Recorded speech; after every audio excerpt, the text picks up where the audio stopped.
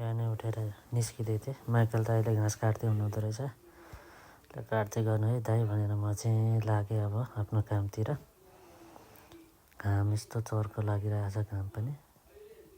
आज त पानी पर्ने देखाइरहेको थियो मौसमले। पानी पर्न पनि सक्छ। धुम्म लागेको छ, बादल पनि। कतिखेर अहिले पानी पर्न सक्छ। त्यति भन्दै म अगाडि बढिरहेको थिएँ।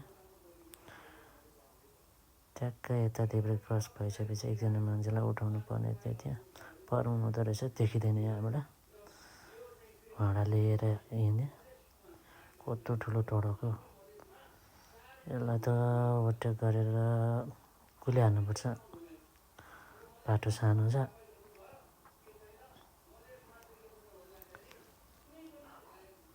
जङ्गलको बाटो लाग्दैछु म चाहिँ। यो बाटो अलि सानो सानो छ। यो उकालो उकालो पनि छ। राम्रो छ बाटो। जस यतापट्टि घाम पनि रहेन रहेछ, शीतल शीतलै रहेछ।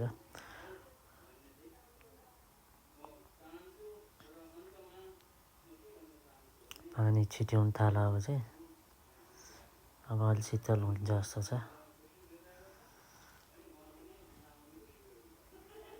गर्मी एकदम थियो अघिसम्म त। बाहिर चाहिँ शीतलै छ, तर भित्र त्यो एसी नलाउने हुँदा गर्मी गर्मी नै हुन्छ। तल लङ्जेटीतिर गएको थिएँ। यो चाहिँ लङ्जेटी भन्ने ठाउँ हो। ठ्याक्क अगाडिपट्टि पुल छ, तर खासै नदेखिने रहेछ यहाँबाट चाहिँ। लामो पुल छ लङ्जेटीमा।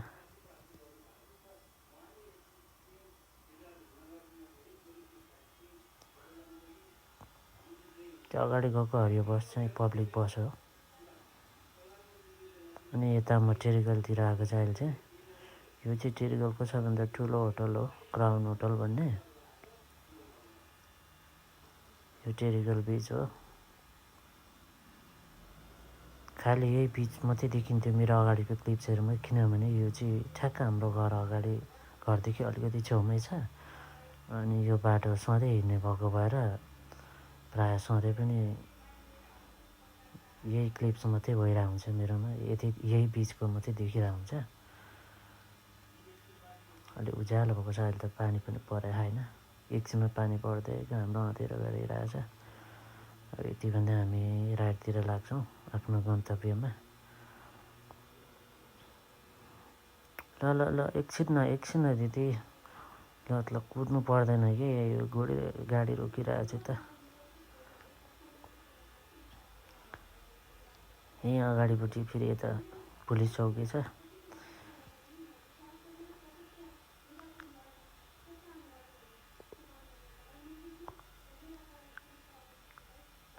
फेरि यता पनि बाटो क्रस गर्दै हुनुहुँदो रहेछ। यहाँ चाहिँ बाटो क्रस गर्दा अलिकति धेरै नै ध्यान दिनुपर्ने हुन्छ। मान्छे कताबाट कुद्दा आउँछन् देखिँदैन। कहिलेकाहीँ त्यही जेब्रा क्रसिङको छेउबाट पनि हिँडिदिन्छन्। जेब्रा क्रसिङबाट मात्रै होइन। यो चाहिँ टेरिगल नै हो अझै पनि। यो टेरिगलको माथिको डाँडा हो। टेरिगल क्रस गरेर म यता जङ्गलको बाटो हुँदै फेरि सिटीतिर जाँदै थिएँ। पर हाम्रो मामाले भान्जालाई समाउनु भएको रहेछ। सायद गाडी जहाँ पायो त्यो रोकेको भएर हुनसक्छ। त्यही भएर यहाँ जहाँ पायो त्यही गाडी रोक्नु हुँदैन, फेरि फाइन आउँछ। यो अगाडिको रेड लाइट क्यामेरा हो। यहाँ पनि धेरै ध्यान दिनुपर्ने हुन्छ। 50को मात्रै स्पिड हो यो बाटो चाहिँ। अब हामी यहाँबाट राइट लागेर अगाडि जाँदैछौँ। यो चाहिँ गजपोर्ट स्टेसनतिर पऱ्यो। यो चाहिँ गजपोर्ट मेन सिटी चाहिँ यही हो। त्यो सिटी भन्नाले त्यस्तो साह्रो क्राउडेड छैन। अलिअलि एक दुईवटा 3-4वटा ठुलो बिल्डिङ छ। खास केही छैन यहाँ।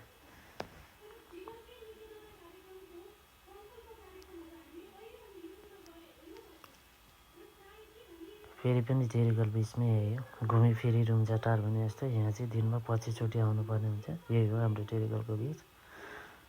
जाम पनि खतरा हुन्छ। जाममा एकछिन मोबाइल के हेरौँ भनेर यसो हेरेको, बेसी दाइले ह्याट्रिक गर्नुभएको रहेछ। ओहो भने मनमा नि जाम पनि खोल्यो। अनि हिँडेँ त्यहाँबाट। ट्रेन जाँदै रहेछ तल ओह्रालोमा। यो चाहिँ सिडनीबाट आएको ट्रेन हो।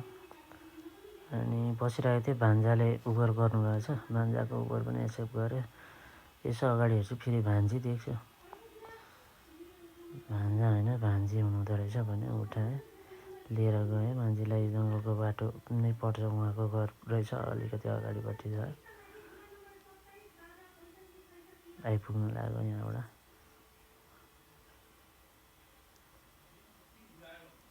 यो जङ्गलको बाटो यो एकदम शीतल बाटो हुन्छ। यो बाटो एकदम शीतल लाग्छ, राम्रो लाग्छ।